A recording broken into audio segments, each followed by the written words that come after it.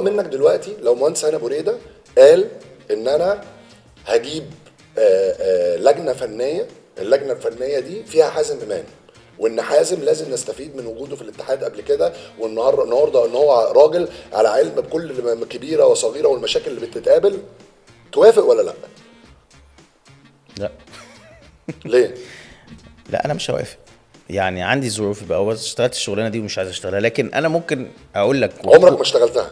مش الشغلانه دي بس، عامه الشغل ده يعني. بس يعني ما كانوش بيدوك فرصه ان انت لا الاراء انت مش موضوع، الفنيه؟ لا بالعكس، لا ليه، بس احنا كان يعني احنا ميدو او الاتحاد عامه دايما هو بيهتم بالمنتخبات، وانك تدي البيز بتاع الناس، ان انت زي ما مثلا عشان تشتغل مدير قطاع ناشئين لازم تبقى معاك رخصه ايه، عشان تشتغل في قطاع الناشئين لازم يبقى على الاقل معاك ما هو ده سي. البرنامج اللي ده هتحطوه. احنا عملناه، اه موجود اوريدي، بيتنفذ يعني. بيتنفذ ده من زمان طب احنا انت طب انت عاملينه. ليه مش عايز تبقى موجود في لجنه، ولا انت لا عايز لا انا اصل ده مش قصدي، عمل عام؟ اصل مش قصدي لجنه او بتاع، اه انا قصدي الواحد، لا لو حد قال لي تعالى هقول له نعمل ايه، او انا رايي نعمل ايه، اه بس بتقول هي رايك. المشكله يا ميدو بقى في المتابعه والتنفيذ، زي ما انت بتقول كده، اللجان بتروح تتابع وتشوف وتعمل، هي دي عندنا احنا المشكله، احنا ممكن بنقول حاجه لكن ما بنتابعش، وده ممكن يبقى تقصير مننا على فكره، ان كان اتحادات او حاجه ما عندكش لجان للمتابعه.